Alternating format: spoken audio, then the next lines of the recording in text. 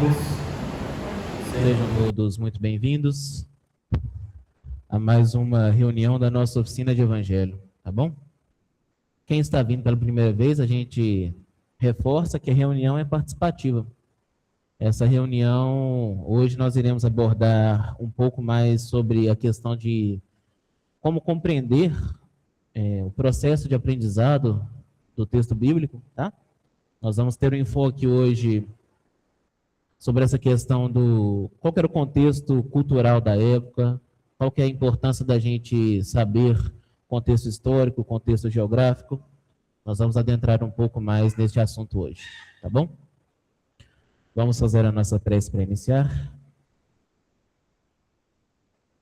Senhor Jesus, Divino Mestre, aqui estamos, Senhor, mais uma vez em Sua presença, lhe agradecendo antes de mais nada por mais essa oportunidade. Nos auxilie, Senhor, que durante o transcurso dessa reunião possamos estar presentes, Senhor, concentrados, esquecer neste momento todas as nossas preocupações, as nossas aflições. Nos auxilie, Senhor, a fim de que possamos também encontrar aplicabilidade prática em tudo aquilo que iremos aprender na noite de hoje. Abençoe, Senhor, a cada coração que está ligado ao abrigo neste momento, Senhor. Seja aqui fisicamente neste salão, seja através das salas virtuais, seja ainda, Senhor, através do YouTube ou onde quer que essas pessoas estejam. Todas elas, Senhor, possam estar recebendo o auxílio necessário que porventura estejam precisando através dessa prece neste momento. Continue nos iluminando, Senhor, nos amparando hoje como sempre, que assim seja, graças a Deus. Bom, dando continuidade então à nossa oficina de Evangelho, aqueles que porventura quiserem participar aqui no salão, basta levantar a mão. Toninho vai levar o microfone para que vocês possam falar. A gente pede para que fale no microfone, a fim de que quem esteja nos assistindo através da sala virtual possa ouvir aquilo que foi exposto aqui no salão, tá bom? De forma semelhante, aqueles que estiverem na sala virtual, basta digitar aí no chat que o Wilson fará a leitura para nós, de forma com que a gente também possa compreender aquilo que foi colocado lá. Tranquilo? O áudio tá bom, gente? Tá dando para ouvir? Por causa da chuva? Tá tranquilo? Ok. Vamos começar. Hoje, deixa eu colocar no slide aqui.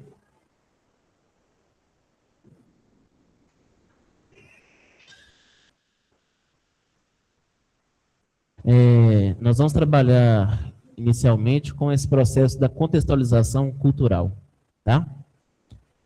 Vocês já leram alguma história da Bíblia, né? Todos nós já lemos alguma história da Bíblia.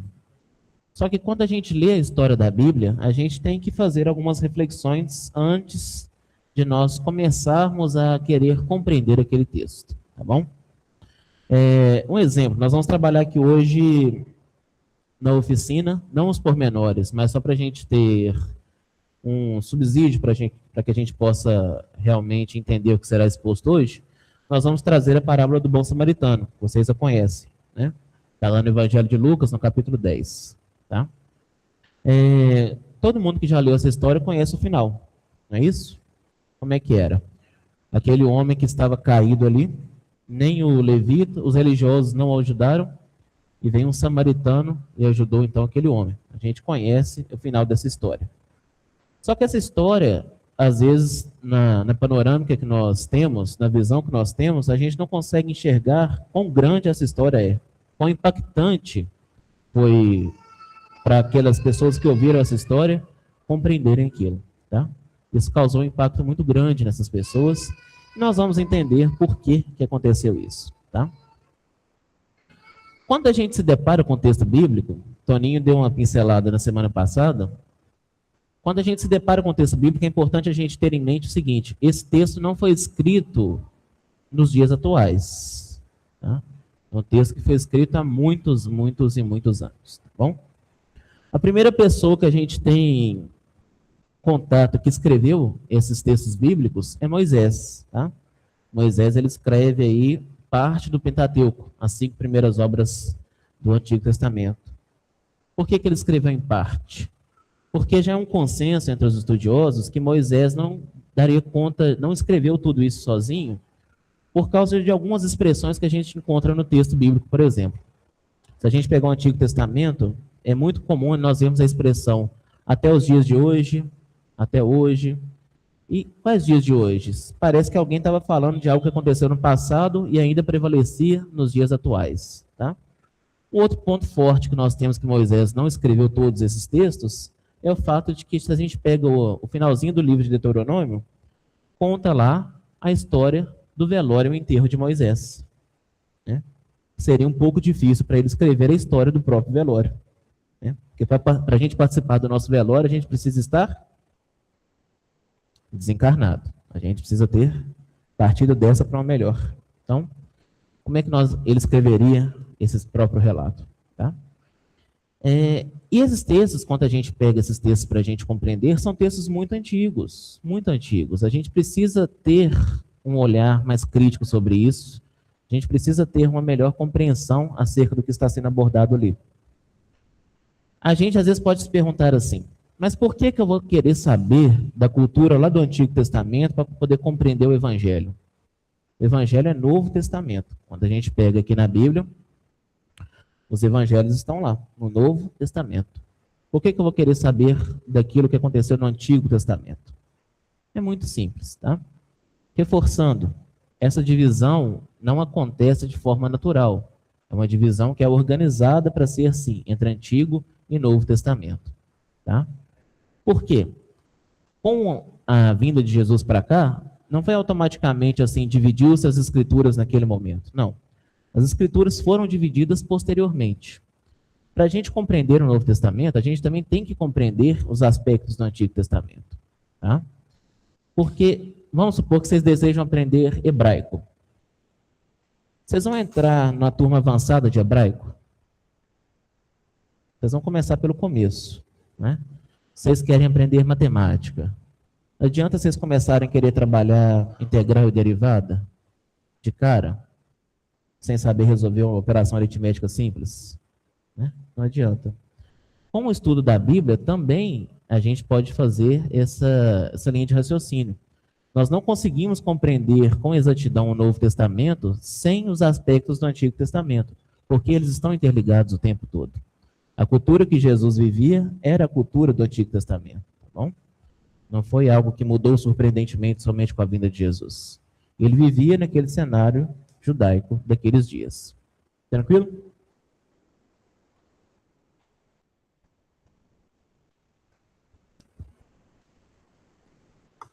Olá, boa noite. Eu tenho uma dúvida em relação a essa questão de Antigo e Novo Testamento, que sempre quando você fala que está estudando a Bíblia, começando a conhecer as histórias, algumas pessoas, né, que já conhecem, né, que já fazem leitura há algum tempo, sempre me aconselharam a começar a ler pelo Novo Testamento, porque fala que o entendimento do Antigo Testamento vai ficar mais fácil se eu entender um pouquinho melhor o Novo, que a linguagem seria um pouco mais fácil. Tem alguma coisa a ver ou não? Porque na minha percepção era mais interessante eu fazer o do início, né? Começar de Gênesis para frente, que eu teria uma interpretação melhor. Tá. Tem um certo sentido, sim. Quando a gente começa a ler pelo Novo Testamento, muitas daquelas passagens que estão ali nós já conhecemos, tá? Nós já ouvimos falar de algum modo. Ao contrário, por exemplo, do livro de Judite, por exemplo, que é no Antigo Testamento, que a gente conhece muito pouco. Então, como a gente já conhece essas histórias, fica mais fácil a gente captar o sentido daquele texto. Porque a gente pega... Porque quando a gente se depara com o texto bíblico, a gente se depara com um texto que não é uma linguagem que geralmente é utilizada nos nossos dias. Mesmo as versões mais atualizadas de tradução. Então, a gente pode ter uma ou outra dificuldade de compreensão em termos de grafia mesmo, de como as palavras estão escritas. Com o Novo Testamento, como eu já conheço aquela história, já não vai ser um bicho de 7 cabeças para mim. Eu já vou começar a entender melhor aquilo que está exposto ali, e com isso, eu tenho um material melhor para poder ler o Antigo Testamento. Isso é válido, tá? Não é de todo inválido, não. Só que para a gente compreender o Novo Testamento com exatidão, a gente precisa do Antigo, tá? Eles são interligados. Imagina que isso funciona como se fosse uma estrada. Se a gente for para o interior de Minas, é muito comum para a gente chegar em determinada cidade, a gente tem que passar por dentro de outras, tá? Então quer dizer que a gente tem que passar por esses caminhos todos, essas cidades todas, para poder chegar no nosso destino. É a mesma coisa aqui também. Uma revelação, ela não anula a outra. Primeira revelação da lei de justiça com Moisés, ela é muito importante e ela é válida ainda. Com a vinda de Jesus, trazendo a lei de amor, não invalidou a lei de justiça. Jesus mesmo falou, ele veio destruir a lei? Não, ele veio dar cumprimento, tá? O Espiritismo, a terceira revelação, quer dizer que o Espiritismo vai destruir tudo aquilo que já estava ensinado para a gente antes? Não, ele também vem dar continuidade. Então a gente tem que sempre trabalhar com essa linha de continuidade, tá bom? Mas isso é muito particular de cada um também. Se a pessoa tem maior familiaridade com o Novo Testamento e quer começar por ele, é ótimo. Depois quer passar para o Antigo, ok, também dá para você fazer o inverso, tá? Agora, se você começar pelo Antigo e chegar no Novo, dá certo também? Também dá certo. Você vai ter uma análise histórica, às vezes, mais precisa. Você vai entender como se passaram as coisas, a linha do tempo vai ser melhor construída. Mas nada anula você começar do Novo Testamento também, não. O importante é começar de algum lugar. Né? Bom, respondi? Tá tranquilo? O que a gente precisa entender sobre a cultura judaica? Principalmente essa cultura judaica do século I. Tá? Essa cultura não era apenas religiosa. Tá? Importante a gente entender isso. Quando a gente fala de judaísmo, nós não estamos falando apenas de uma religião. Nós estamos falando de um sistema muito complexo. Envolve religião? Envolve. Mas também envolve os elementos jurídicos, também envolvem elementos sociais, também envolve elementos simbólicos, também envolvem aspectos do cotidiano. Então, tudo isso está lá no judaísmo. Quando a gente fala sobre o judaísmo, nós estamos falando sobre tudo isso. Quando a gente compreende esse texto, esses aspectos, melhor dizendo, quando a gente lê um texto, tanto do Antigo quanto do Novo Testamento, a gente vai estar mais direcionado para poder compreender aquilo. Tá? Como que funcionava o judaísmo ali da época de Jesus? Era um judaísmo que já estava plenamente estruturado sobre 3 pilares, principalmente 3 pilares. Tá? A lei, que é a Torá. O que é a Torá? Esse conjunto de mandamentos e narrativas duras. São os 5 primeiros livros que nós temos aqui do Antigo Testamento. Só que era muito comum também, e muito mais comum do que as coisas escritas, a gente tem uma tradição oral. Tá? Boa noite. O que seria esses ensinamentos orais? São, bem dizer, interpretações, aplicabilidade práticas da lei. Tá? Como é que funciona isso? A lei existe? Existe. Agora, como é que a gente vai interpretar essa lei? Como é que essa lei vai funcionar no nosso contexto? Então, haviam discussões acerca de aplicabilidade das leis. É como se hoje nós fôssemos na livraria e a gente quisesse comprar a CLT, por exemplo. Tá lá, Consolidação das Leis Trabalhistas. Está lá aquele livro compilado tudo. Só que também tem a CLT comentada, não tem?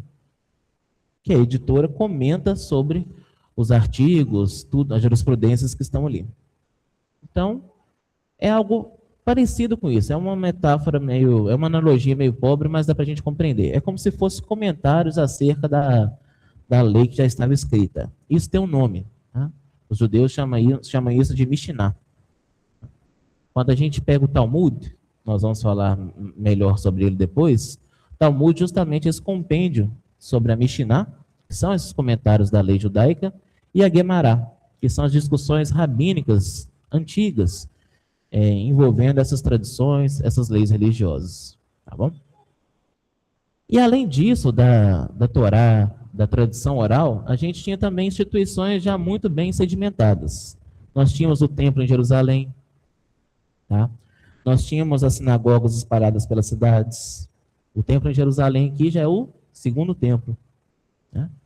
Que Jesus, os discípulos andando com Jesus, param Jesus e falam para ele admirar a beleza daquele templo, né? Jesus fala que não ficaria pedra sobre pedra. E de fato a profecia se cumpre e no ano 70, mais ou menos, vem a ruína naquele templo. Mas já eram muito bem sedimentados. A questão do templo é uma coisa muito interessante da gente abordar, por quê? não era somente alguma coisa assim de um templo de pedra para o judeu. Para o judeu, o templo ele tinha algo muito mais relevante. Era como se fosse a morada de Deus na terra, literalmente. Tá? Quando a gente fala morada de Deus na terra, para o judeu, naquela época, era literal. Deus realmente estava morando ali. Eles interpretavam assim. Então, a destruição de um templo não é como se fosse para nós hoje a destruição do abrigo da luz. Nós iríamos ficar chateados se a gente chegasse aqui na Rua Lúcio dos Santos e olhasse aqui para o número 185 e não visse mais nada. Nós ficaríamos muito chateados, né?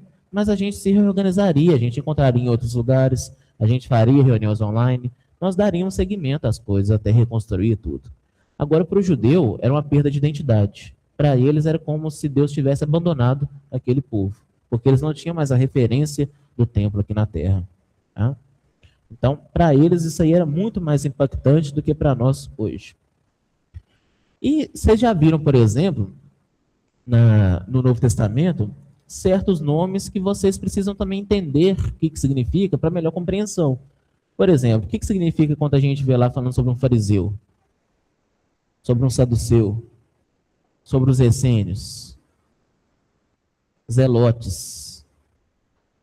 Inclusive, um dos apóstolos, Simão, o zelote, pode ser que ele participava desse movimento. Os zelotes era um movimento meio que revolucionário ante o Império Romano, tá? Mas alguns estudiosos defendem que, na verdade, o zelote veio de zelo. Tá bom? Simão, o zeloso, portanto, não necessariamente participando desse movimento. Os essênios, por exemplo, os essênios eram pessoas altamente avançadas em termos culturais. Muitos defendem a ideia de que Jesus conviveu com os essênios, por isso que ele sabia tanta coisa. Emmanuel desmente isso no livro A Caminho da Luz. Tá? Emmanuel deixa isso bem claro lá, que o conhecimento de Jesus não veio dos essênios, era um conhecimento próprio do Cristo. Né? O que faz muito mais sentido perante a razão e a lógica dos fatos. Mas é importante eu saber também que os saduceus, ele era um grupo de pessoas que estavam ligadas mais ao templo, mais à aristocracia sacerdotal. É muito importante. É importante eu saber que um fariseu é uma pessoa que é especialista na lei, um especialista na tradição oral. Eram pessoas extremamente rigorosas com a lei, defendiam a lei firmemente. Eles estavam presentes nas sinagogas, estavam ali discutindo o tempo todo sobre a lei, embora muitas das vezes eles não a seguissem, mas eles estavam discutindo o tempo todo sobre a lei. E eles eram grandes adversários de Jesus no Novo Testamento. Se a gente pegar no Novo Testamento, frequentemente, nós vamos ver os fariseus questionando Jesus em vários aspectos. Né? Um exemplo, a cura que Jesus fazia aos sábados. Né? O tempo todo, os fariseus queriam criticar Jesus, queriam atacar Jesus em função dessas curas. Tá? Um exemplo da gente entender também como que esse cenário judaico é muito diferente do cenário atual é o exemplo do casamento. O casamento moderno, hoje, ele ocorre da seguinte forma. Eu tenho interesse em uma pessoa, a pessoa tem um interesse em mim, de comum acordo, então, nós decidimos realizar um matrimônio. Então, nós vamos lá, por exemplo, no cartório, damos a entrada com os papéis e efetua-se o casamento. O juiz de paz vai lá e nos declara perante a lei casados. Há também a cerimônia religiosa, né? E vai lá, perante a igreja, perante a religião que a pessoa segue, é realizado esse casamento. Tá? Mas o fato é que hoje a gente não tem, pelo menos não na nossa cultura, mais perto de nós assim, os ditos casamentos arranjados. Né? Nós não temos com tanta frequência. Tá? Nesse contexto judaico, a coisa era muito mais diferente do que é hoje. Se eu quisesse, por exemplo, casar com uma mulher, quisesse noivar com essa mulher, eu falava com o pai dela, não com ela. Tá? Então era muito comum que as mulheres se sentissem muito aprisionadas nos casamentos. Por quê? Porque elas casavam com pessoas que muitas das vezes elas não conheciam, mas o pai dessas mulheres, achavam que era interessante, então concedia essas uniões. Por quê? Por interesses materiais. Tá? Como que funcionava? Tem uma palavra que chama Kiddushin. Kiddushin significa noivado legal. Tá? É o iniciozinho formal do casamento. Como que funcionava? Quando uma mulher estava noiva, ela já era considerada esposa. Tá? Se nesse processo, antes de consumar o matrimônio, esse casal se separasse, já era necessário fazer um divórcio formal, na fase do noivado. Então, por exemplo, hoje o homem ou a mulher decide que eles não querem mais casar na fase do noivado. Tem todo um transtorno de cancelar buffet, cancelar com os convidados, cancelar um monte de coisa. Tem. Só que não precisa fazer de um divórcio. Por quê? Legalmente falando, aquilo ali não tinha validade ainda. Perante a lei, as pessoas continuavam solteiras. Na época, não. Se as pessoas quisessem cancelar aquele noivado, elas precisavam divorciar. Só que tem um problema. Tanto no casamento formal quanto nessa fase do noivado, vocês imaginam quem que podia cancelar o casamento? Vamos supor, a mulher estava casada com o marido dela lá. E o marido a violentava, humilhava ela com frequência, e ela queria separar.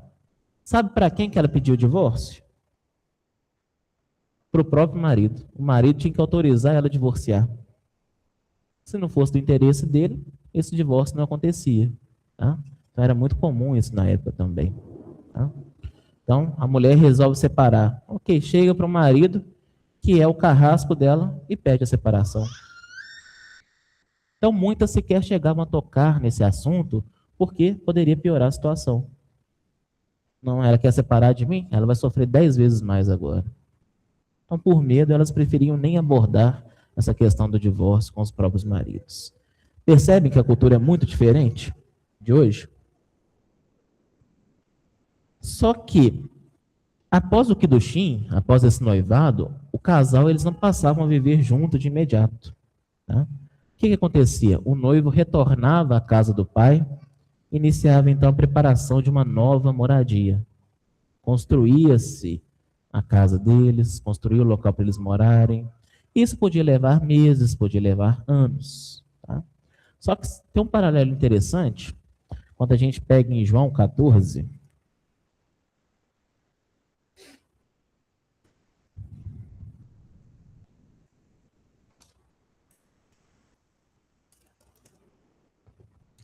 versículos 2 e 3.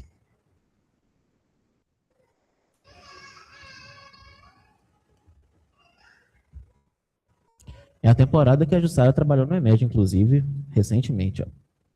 Na casa de meu pai há muitas moradas. Se não fosse assim, eu vos teria dito, pois vou preparar-vos um lugar, e quando for e vos tiver preparado o lugar, virei novamente e vos levarei comigo, a fim de que, onde eu estiver, estejais vós também. O que Jesus está falando para nós aqui, a gente entende de uma forma, o judeu entendia de uma forma muito mais profunda. Por quê? O que Jesus está fazendo aqui é como se fosse o noivo com a noiva. Jesus está falando, olha, eu irei, vou preparar o lugar, então eu retorno, busco você e levo para perto de mim. É o mesmo processo aqui do matrimônio judaico. Tá? Então, o voltar não é uma metáfora abstrata, assim, é o padrão. O padrão da época era que o noivo voltasse para poder buscar a noiva. Quem que é a noiva de Jesus? Daqui a pouquinho a gente fala sobre isso. Bom, só que depois existia a consumação do matrimônio, que é o que nós conhecemos como Nissuim. Nós conhecemos entre aspas, né? A gente não conhece, não. A gente ouve falar. O Nissuim, ele marca o início da vida conjugal. Tá? Após esse período de preparação, o noivo, então, ele retornava para buscar a noiva. Só que tem algumas características muito interessantes sobre isso. Por quê? Não havia nenhum aviso exato de que momento isso iria ocorrer. O noivo poderia voltar a qualquer momento para buscar a noiva.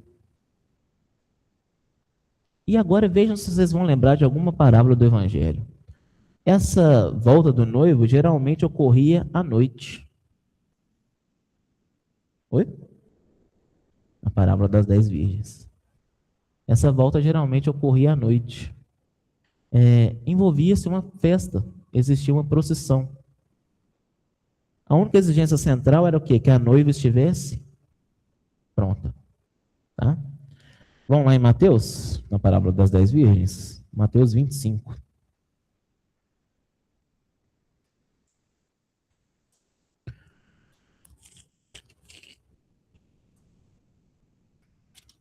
Ó.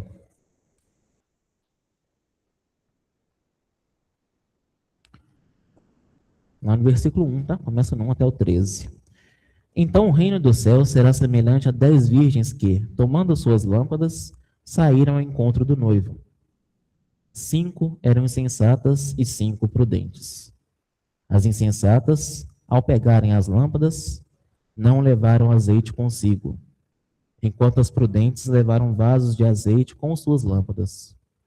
Atrasando o noivo, todas elas acabaram cochilando e dormindo. À meia-noite, ouviu-se um grito: "O noivo vem aí!" Saí ao seu encontro. Todas as virgens levantaram-se, então, e trataram de aprontar as lâmpadas. As insensatas disseram aos prudentes: "Dai-nos do vosso azeite, porque as nossas lâmpadas apagam-se." As prudentes responderam: "De modo algum. O azeite poderia não bastar para nós e para vós. Ide antes aos que vendem e comprai para vós." Enquanto foram comprar o azeite, o noivo chegou e as que estavam prontas entraram com ele para o banquete de núpcias e fechou-se a porta. Finalmente, chegaram as outras virgens dizendo: "Senhor, Senhor, abre-nos." Mas ele respondeu: "Em verdade vos digo, não vos conheço. Vigiai, portanto, porque não sabeis nem o dia, nem a hora." Conseguiram ver os elementos que a gente estava falando? Cada elemento dessa parábola reflete esse ritual do Nissuim. Por quê? A espera pelo noivo, o que que era? Era algo extremamente normal no contexto. O noivo vinha quando tudo estava pronto, sem nenhuma data exata. Na parábola, sabia-se quando o noivo viria? Não. O atraso, à meia-noite ali, era esperada? Era. Fazia parte do costume. Então, essa chegada no mais tardar da noite também já era habitual desse processo, desse rito. As lâmpadas, o azeite. Na escuridão daquela noite, não existia energia elétrica igual nós temos hoje. Então, as pessoas precisavam ter ali algum elemento que pudesse fazer a luz. Então, quem não tinha luz própria não podia participar dessa procissão, porque os recursos de luminescência daquela época eram muito parcos. Então, não era como se a gente estivesse carregando uma lanterna de LED hoje ou uma lanterna de celular. Iluminava muito pouco. Vocês já viram quão pouco uma vela ilumina? Se a gente comparar, por exemplo, com uma capacidade de iluminação de uma lâmpada de hoje, né? Muito pouco. O não vos conheço. Essa porta fechada não é um ato de crueldade, tá? Por quê? Quem não estava pronto perdeu o momento. É um ato de justiça, tá? Qual que é, nessa parábola aqui, qual que é a mensagem central? Ó, não basta conhecer um noivo de longe, é preciso estar presente naquela área, no momento, tá? Porque a chegada é repentina. Esse momento não vai se repetir. O noivo vem só uma vez. Isso é um símbolo muito grande para nós, em termos de estar prontos em relação a discipulado, em relação a cristão. Tá? Qual que vai ser a hora? A hora ninguém sabe. Por isso que a gente tem que estar vigilante, estarmos prontos a toda hora. Só que a gente estava falando antes, dando continuidade agora, Jesus é o noivo central aqui dessa história toda do Evangelho. Tá? Por quê? Se a gente for pegar lá no Antigo Testamento, já tinha citações a respeito do noivo, da igreja, desse comprometimento com ele. Por exemplo, se a gente pega Isaías 54, 5. Isaías é um dos profetas, tá?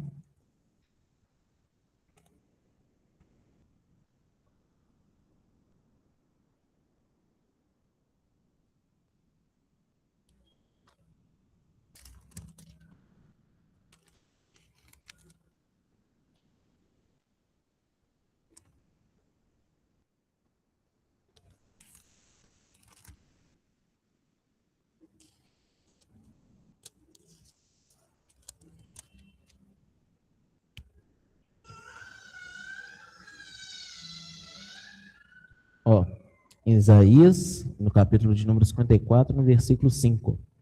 Porque o teu esposo será teu criador, e Yahvé dos exércitos é o seu nome. Porque o teu esposo será o teu criador, e Yahvé dos exércitos será o teu nome.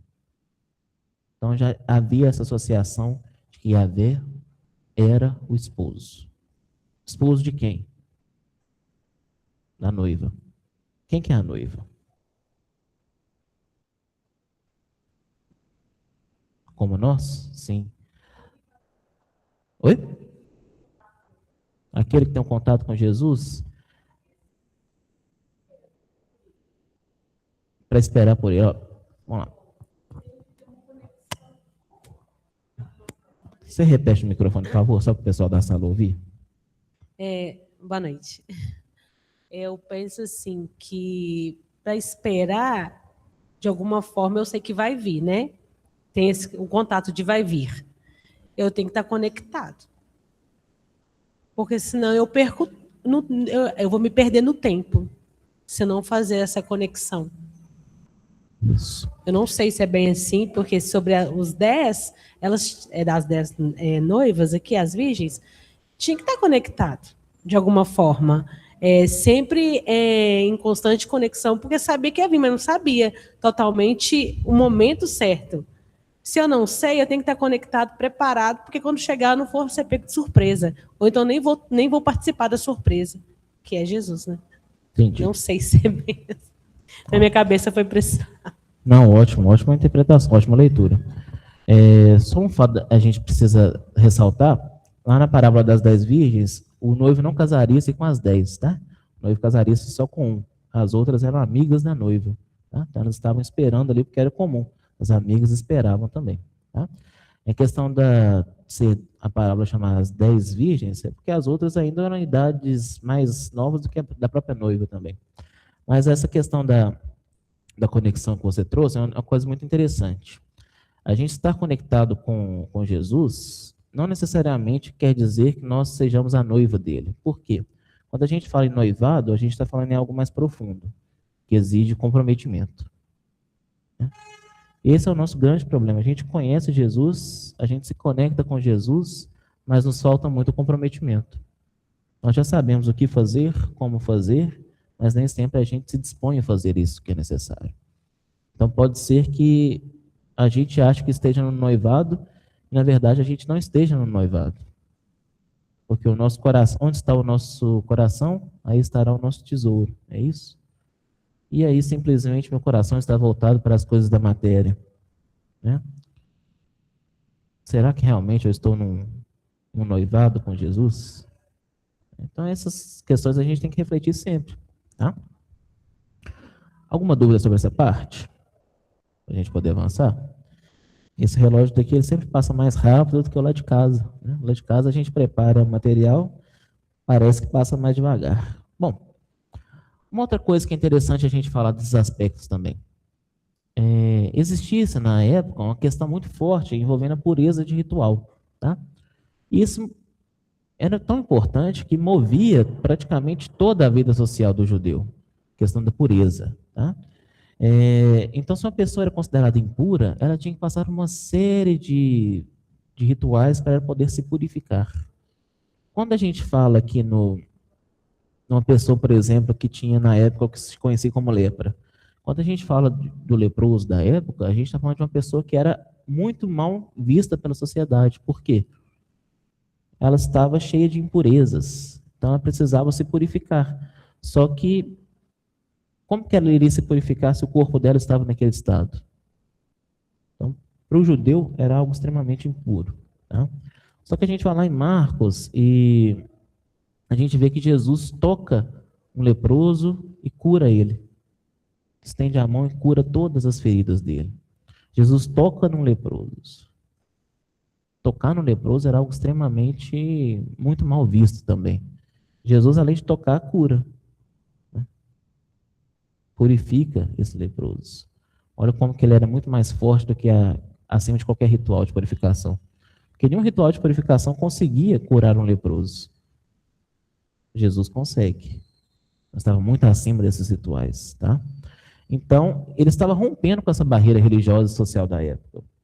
Só que quando a gente não conhece isso, às vezes a gente acha assim, Jesus foi lá e curou uma pessoa que estava com lepra. Mas o que a lepra significava para aquele momento?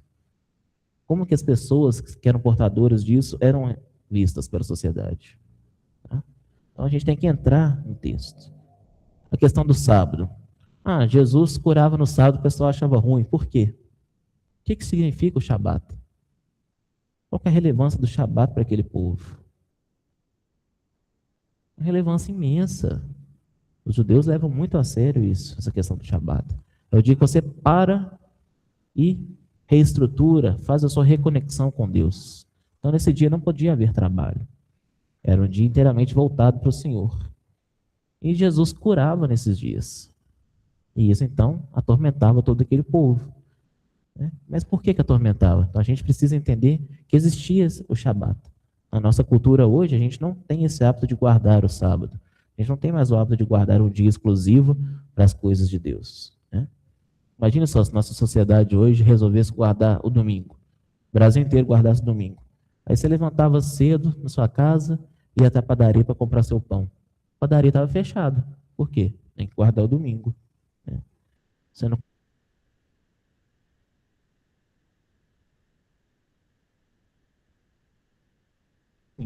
Tá? Então é outra cultura. A gente tem que entender isso também. Bom, vou ter que adiantar um pouquinho, porque não vai dar tempo da gente falar tudo aqui. Mas sobre os aspectos históricos, o que é importante a gente salientar também, dentro desses, além do aspecto cultural, os aspectos históricos?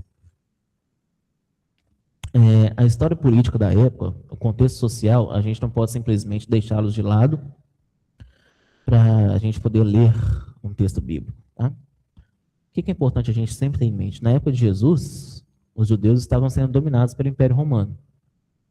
Ponto. O que isso significava na prática? Existia uma presença militar estrangeira permanente naquele local. Uma presença militar estrangeira permanente. Vocês já assistiram The Chosen? Já? Quem não tiver visto, coloca lá no YouTube, tem várias cenas, nos streamings também tem. Sempre tem lá figuras militares presentes ali naquele ambiente judaico. Por quê? Era o contexto da época. Tá?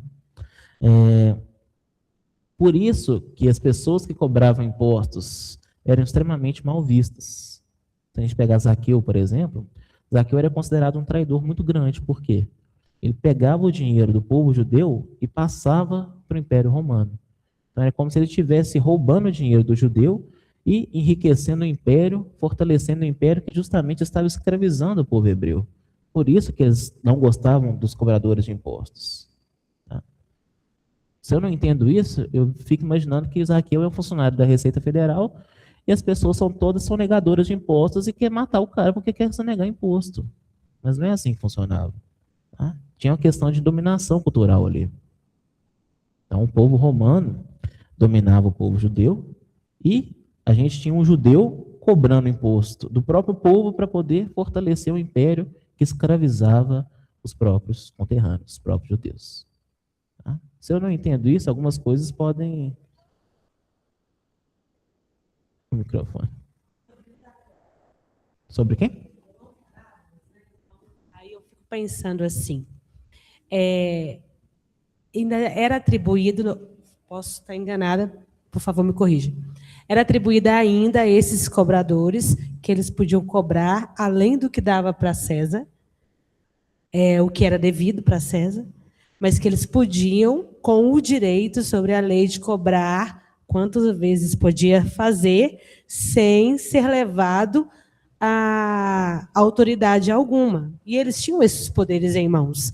Acho que mais isso sofreu o povo judeu por saber, com certeza, iam saber se a X vira Y, vai até Z e pode ser cobrado, e a gente fica aqui estrangulado pelo povo, por eles, né, para os romanos, e por ele que é do nosso povo. Por que ele cobra para mais? E por que ele é protegido? Por que não fazia nada com ele? Por que não era cobrado? Então, assim, ainda tinha essas questões, que eu não sei, assim, pelo que eu já fui lá, tem essas questões, né, dele poder fazer esse uso do poder, que chega nos dias atuais, claro. Os impostos, às vezes, mal devidos nas contas finais, né? Parece que não bate as contas. E lá também não batia as contas. E, assim, quando ele vai, né, mais para frente, não sei se vai poder adentrar aí, que ele vai restituir. É pela falta, aí já é consciencial, né? Em questão do Zaqueu nos demonstra que foi consciencial restituir. Não tem lei, eu pelo menos não li a respeito, que a lei o cobrou para ele restituir. Foi uma intimidade com Jesus, né? E aí a vida, ele já estava mudando em alguns momentos da vida dele. que já foi pesquisar. Mas assim, você fica vendo essa questão, né? Não foi uma lei que mandou ele restituir. Ah, nós descobrimos que você passou dos limites da conta na cobrança e chegou até nós. Não chegava para ninguém lá, né? Então, é sofredor mesmo, é dolorido. Não sei se é bem assim, mas o meu entendimento até hoje foi esse. Não, mas é isso mesmo, funcionava dessa forma. Vamos supor, o imposto que era para ser passado para o Império, ele era tabelado. O Império fixava um valor. Então, os cobradores de impostos, os coletores de impostos, precisavam passar este valor para o Império Romano. Só que o valor que eles cobravam dos judeus não era tabelado. Eles podiam cobrar quanto quisesse. Por que o judeu pagava? Porque era obrigado. Tá? Militarmente falando, era obrigado. Se a gente for ver ao longo da história da humanidade, o grande poder societário que nós temos, desde que o mundo é mundo, ele é muito baseado no poder de ferir, no poder de matar, no poder de causar dor. Então a gente tinha um militar romano ali numa alfândega, obrigando que quem passasse por aquela estrada tivesse que parar para poder pagar o imposto. Tá? Ajustaram, Toninho. Então, a pessoa passava, por exemplo, ali, indo para Jerusalém. Tinha uma barreirinha ali, uma alfândega, uma pessoa coletando impostos. Ela tinha que passar por ali? Tinha, é o único caminho. Ela era obrigada a parar para poder recolher seus impostos? Era obrigada a parar e recolher seus impostos. Por quê? Porque senão ela ia presa. Porque senão ela ia ser punida militarmente falando. Tá bom? E isso para eles era muito mal visto. Por quê? Vamos supor, eles descobrem lá qual que é o preço que o Império cobra. Eles vão lá e veem que o irmão deles está cobrando muito mais alto. Isso gerava um mal-estar imenso, né? Porque aquele povo já estava sendo escravizado e simplesmente o dinheiro deles estava indo para o Império que estava fazendo mal para eles, né? Pois não, Ju? Ô, Cláudia, eu não sei se eu vou te repetir, porque eu não consegui te entender direito, tá? Se for repetir, é que você me puxa a orelha aí. Tá. Depois eu escuto a gravação. É porque me ocorreu aqui agora que o cobrador de impostos, ele tinha um dever de pagar ao Império Romano uma quantia X, mas o salário dele, do trabalho dele, ele que tinha que estabelecer fora da quantia X que ele tinha que dar para o Império Romano. Então, foi isso que você falou? Então tá. Então, o que acontece? É igual hoje em dia. Você gosta de ver parlamentar votando o próprio salário lá? Eu fico indignada, hoje, 2026, né? Observando o parlamento e as pessoas lá votando o próprio salário, dando aumento salarial a si mesmo, assim, descabidos, né? Então, é natural que as pessoas tenham a indignação, mas ele tinha que tirar o dele. Lembrei daquela outra passagem, que eu estou pelejando para lembrar o nome aqui, não consigo, daquele mordomo, que a hora que o senhor chamou nas contas, ele falou assim, chamou todos os devedores, quanto você está devendo para o senhor? Mordomo infiel. O mordomo infiel, obrigado. Quanto você está devendo? Tanto. Ah, então desconta tanto aí, marca X. Por quê? Ele estava garantindo amigos para depois, porque naquele momento ele ia ser despedido. Era o infortúnio dele. Então, ele estava garantindo descontos muito bons para os outros, mas que não afetava em nada o Império Romano. Mas esse desconto, na verdade, é porque ele também já tinha cobrado a mais. Então, Exatamente. O desconto que ele concedia era só daquilo que ele cobrava a mais. Exatamente. Ele estava abrindo mão só do que ele, da propina dele, né, para que o outro o considerasse como amigo e abrisse o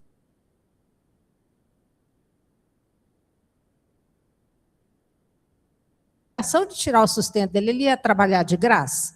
Então, tinha que ser a parte do Império Romano e mais o salário dele. Só que o salário dele... Aí o salário é o limite. Que morava o problema, né? É. Quando a gente é dono do nosso salário e pode aumentar nosso bel prazer, vamos nos colocar no lugar dessa turma aí. Eu quero ficar rico, eu quero deixar um patrimônio para os filhos, eu quero isso, quero aquilo, né? Eu mereço quero prosperar, isso, aquilo outro, né? É um pouquinho só a mais de cada um. É tudo aquilo que passa na cabeça de administradores que raciocinam horizontalmente. Só pensa na matéria, na linha horizontal.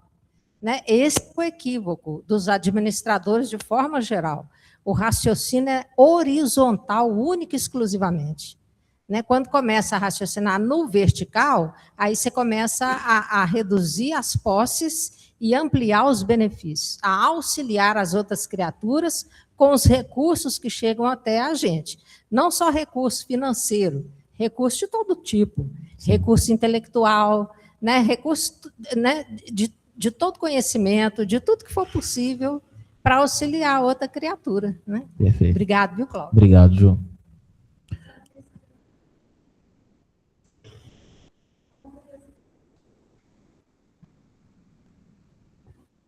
Esses cobradores de impostos, eles seriam empregados do Império Romano? Ou como que surgiu isso? Eles se ofereceram para cobrar? Porque até então eles seriam empregados do Império Romano. Não, os detalhes, assim, são um pouco mais complexos, mas uma analogia é como se fosse um cartório hoje. Você faz um concurso para você poder ser o dono de um cartório. Então, você aí pode exercer a função do cartório, tá?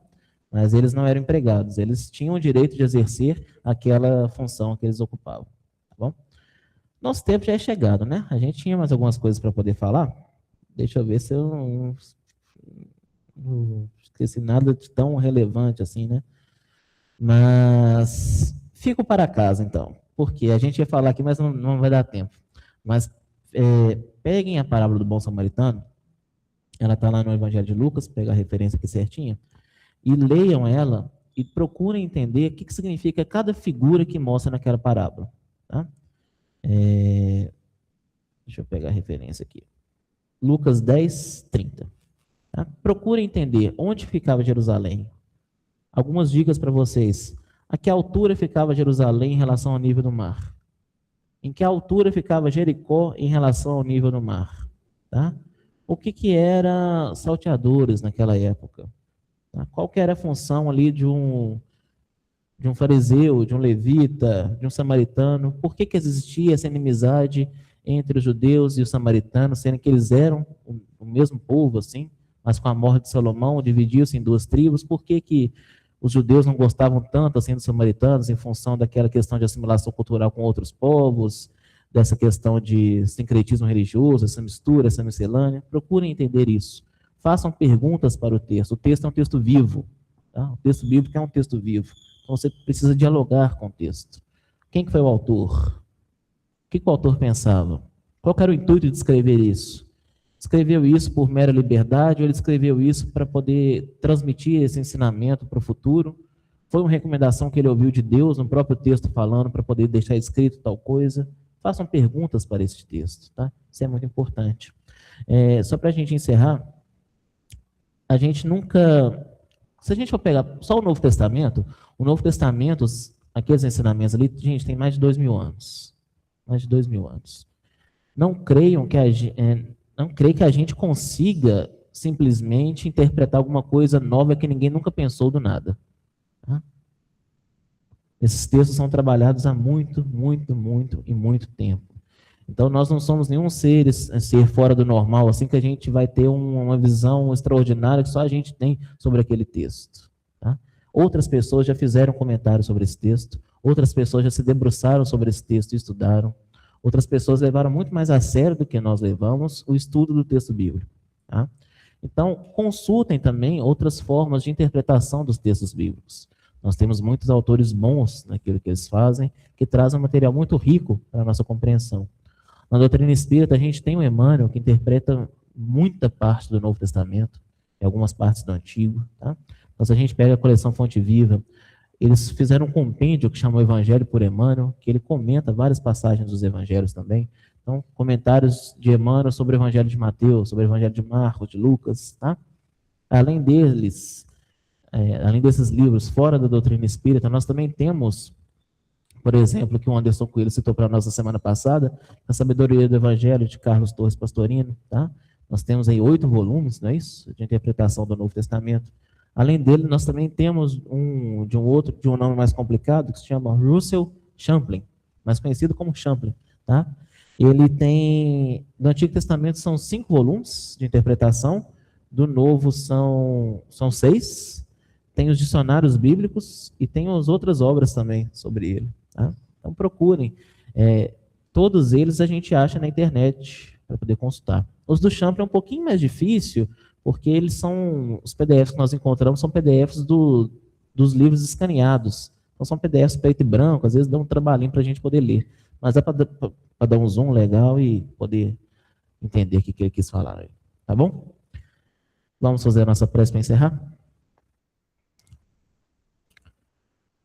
Senhor Jesus, lhe agradecemos por mais esse momento, Senhor, que podemos estar reunidos em seu nome, procurando compreender um pouco mais sobre o estudo do texto bíblico.